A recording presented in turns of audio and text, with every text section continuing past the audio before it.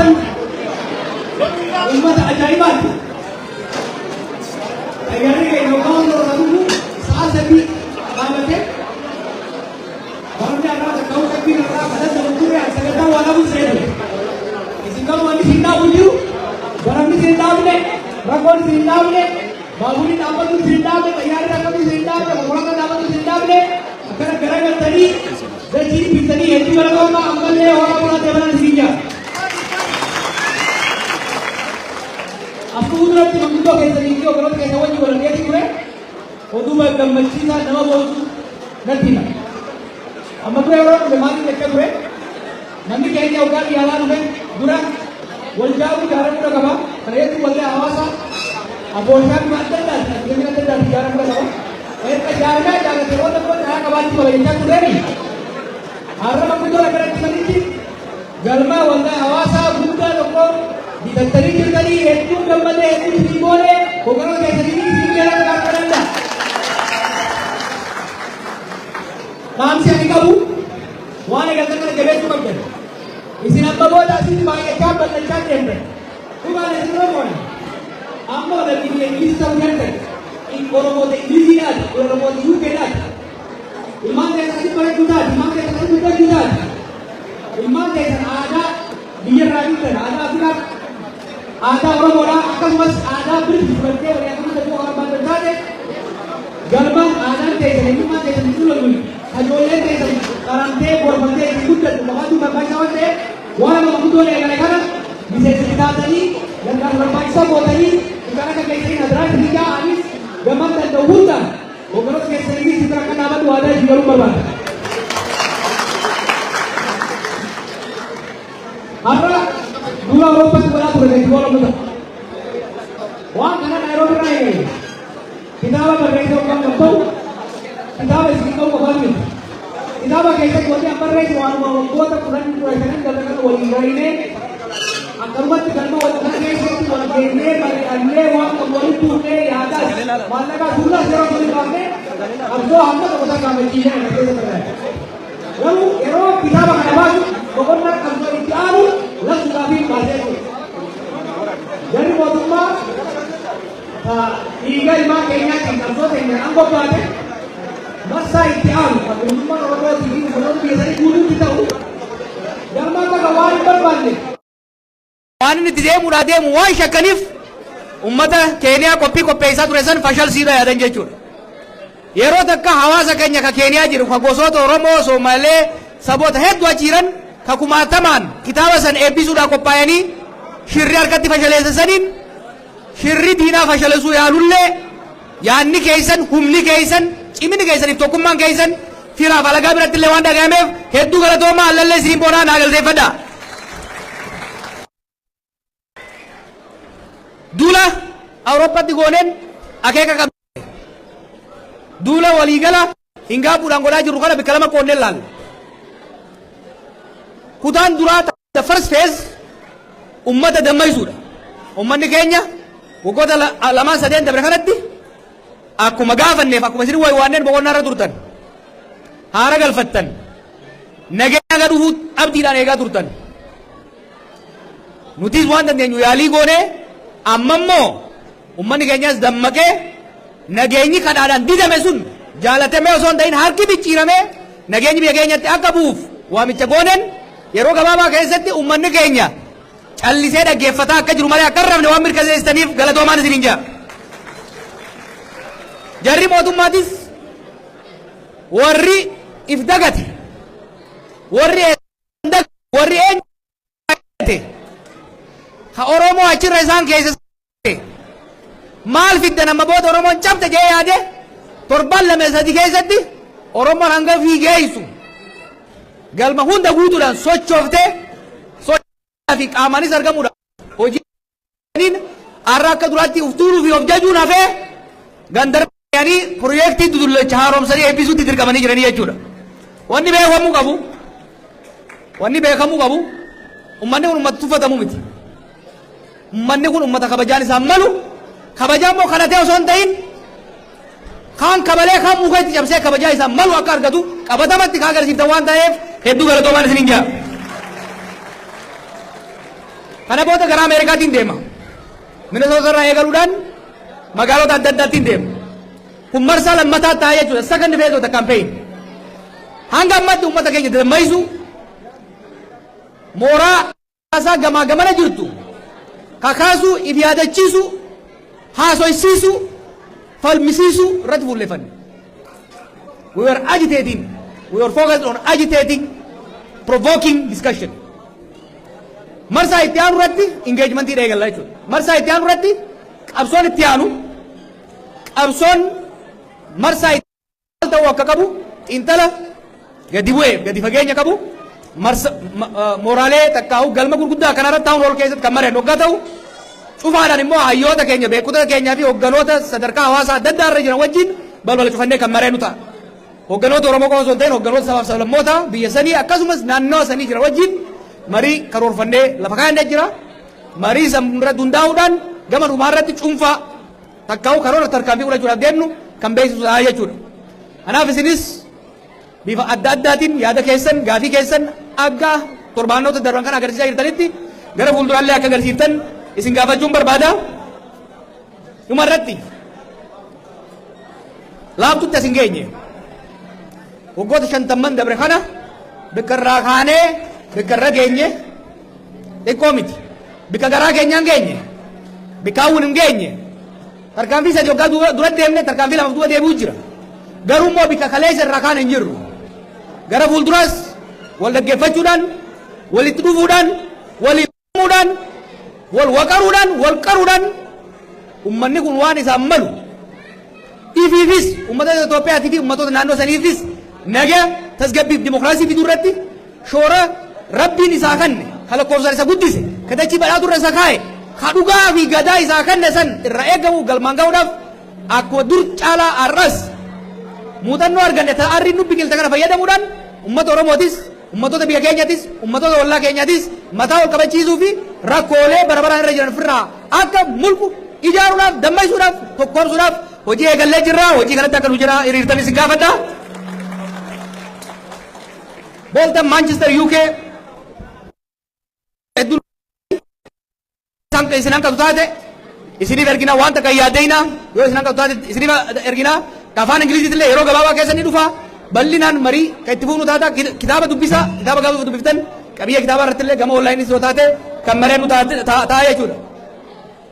Afaan Amaaraatiin sabaa jiraniif yeroo takka gabaabsee dubbachuun barbaada. Afaan Oromoo lammaatsamuun እዚህ ውስጥ ያላላችሁ በኦንላይን ላላችሁም አጠር ያለ መልእክት ማስተላለፍ ፈልጋለሁ። በዛሬው ዕለት በዩኬ ያላችሁ ዜጎች ብርዱ በረዶው መንገድ የዘጋው ሳይበግራችሁ በዚህ መልኩ ወጣችሁ ስለተቀበላችሁኝ መጽሐፉን ለማንበብ መጽሐፉን ለመረከብ ለመደማመጥና ለመወያየት በመምጣታችሁ ያለኝን ከፍተኛ ክብርና ምስጋና ለመግለጽ እወዳለሁ። ይሄ ያደረግን እኮ ያለውት ቱር በሁለት ክፍል የተከፈለ ነው።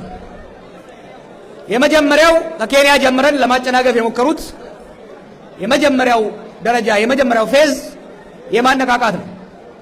ባለፉት ዓመታት ህዝባችን ለተወሰነ ጊዜ በሀገራችን ያለው ጦርነት በንግግርና በድርድር እንዲፈታ ድጋፍ ለማድረግና ለማበረታታት ሲል ዝም ብሎ ነበር። ይህ ግን በገዢዎቹ እንደ ፍርሃት፣ እንደ ተስፋ መቁረጥ፣ እንደ መሸነፍ ስለወሰዱት ህዝባችንን መልሰን በማነቃቃት የህዝባችንን አቅም ማሳየት አስፈላጊ ሆኖ ስለተገኘ ባለፉት 2-3 ሳምንታት ያደረግነው የመጀመሪያው የዚህ ጉዞ አካል ሲሆን በዚህኛው አካል አጂቴት የማድረግ የመነቅነቅ የማነቃቃት የማነሳሳት ፕሮቮክ የማድረግ ስራን የሰራ ነው። ይሄንንም ደግሞ ከጠበቅነው በላይ በተሳካ ሁኔታ ያደረግን ሲሆን የሀገራችን ፖለቲካ የሀገራችን ፖለቲከኞችና ህዝቦች በአሁኑ ባለፉት ሳምንታት ከፍተኛ ውይይት፣ ክርክር፣ ንግግሩ ስለገቡ ከክርክርና ከንግግር የሀገራችን ችግር ይፈታል ብለን ስለምናምን የመጀመሪያው ፌዝ በተሳካ ሁኔታ በዛሬው ዕለት ተጠናቋል።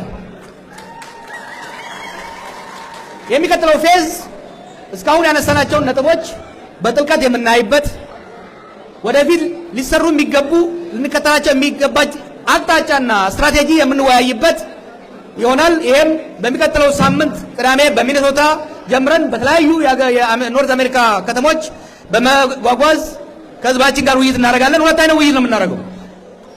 አንዱ በዚህ መልኩ በአዳራሽ በመሰብሰብ ከህዝባችን ጋር የምንወያየው ሲሆን ሌላው ደግሞ ከተለያዩ የማህበራዊ እና የፖለቲካዊ አመራሮች ጋር ከተለያዩ ብሔሮች ከኢትዮጵያኖች ብቻ ሳይሆን ጉዳዩ ከሚመለከታቸው ጎረቤቶችና የዓለም አቀፍ አካላት ጋር ስለ ሀገራችን የወደፊት ዕጣ ፈንታ በዝግ የምናደርገው ውይይት ይኖራል። በመጨረሻም ላይ የእነዚህ ሁሉ ውይይቶች ውጤት ተደምሮ በተጨባጭ ሀገራችንን ከመፈራረስ ህዝባችንን ከጦርነትና ከድህነት ሊያላቅቅ የሚያስችል አስፈላጊውን ስትራቴጂ በመንደፍ ወደ ስራ የምንገባ ይሆናል። ሁላችሁም ባያላችሁበት በሁሉም ቋንቋ በማንኛውም መልክ ማንኛውንም ሀሳብ በእንደዚህ መድረኮች አምጣችሁ እንድታንሸራሽሩ እጋብዛለሁ። ያን ብቻ ሳይሆን እንደ አስፈላጊነቱ በኦንላይንም በተለያዩ ሶሻል ሚዲያ ፕላትፎርሞችም ሰፊ ውይይቶች የምናካሄድ ይሆናል።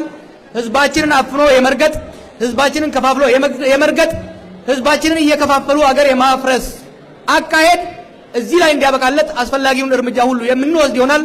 የእርምጃው ቅድሚያ ግን መወያየት ስለሆነ ለውይይቱ እጋብዛለሁ። አመሰግናለሁ። ኦሮሞቲ የሄዱት እንጃረዳ ነጋና ቡላ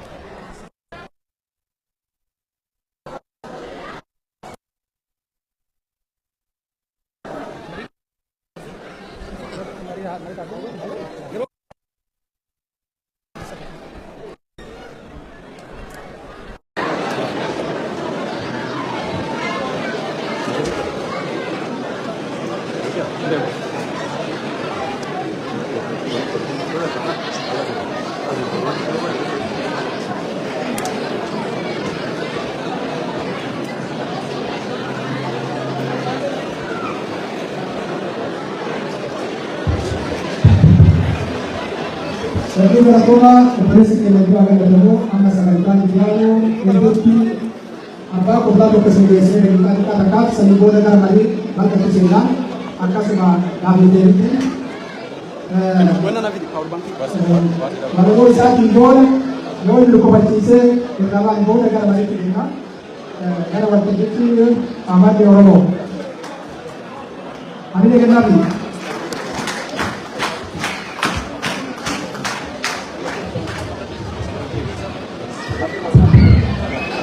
Ego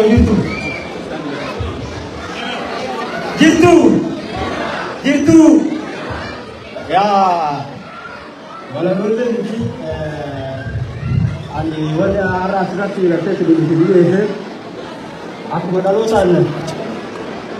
menerusan banyak kita tahu sih itu yang itu akan menjadi nanti yang menjadi sedikit juga karena ini dengan orang juga jadi akan baru sedikit Jalatu. Assalamualaikum Indonesia. Assalamualaikum Indonesia. Assalamualaikum Indonesia. Assalamualaikum Indonesia.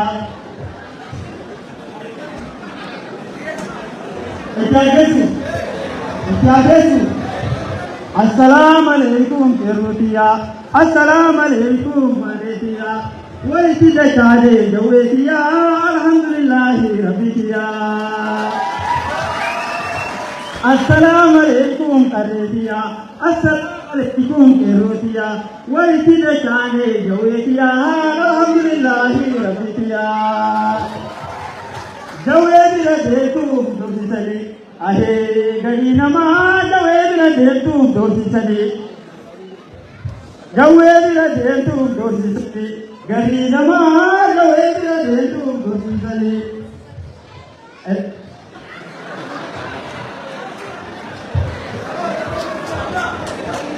Assalamualaikum karetia. Assalamualaikum kerotia. Ijawan kasih se rabbiya. Alhamdulillahi rabbiya.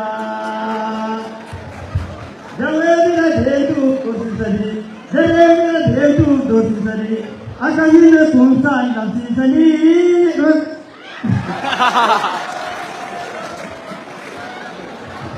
Assalamualaikum kerotia. Assalamualaikum kerotia.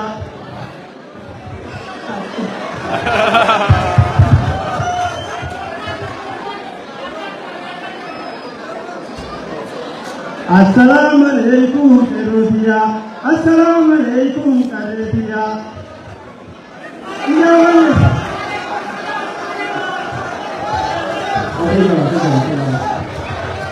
Aye, galatuma ulpada ni dia ada orang mungkin asal kita kerja jauh lebih boleh.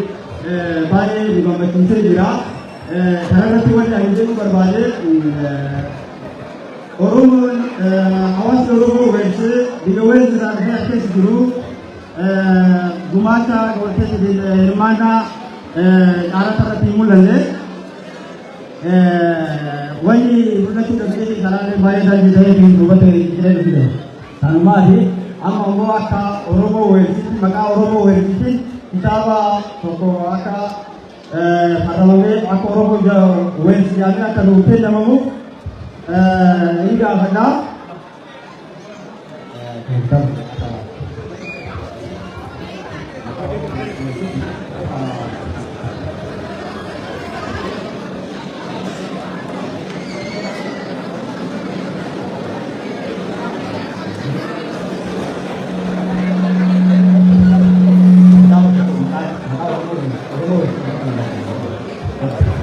Assalamualaikum Assalamualaikum Mulai kita cari jauh kita alhamdulillah Assalamualaikum Assalamualaikum karetia Mulai kita cari jauh kita alhamdulillah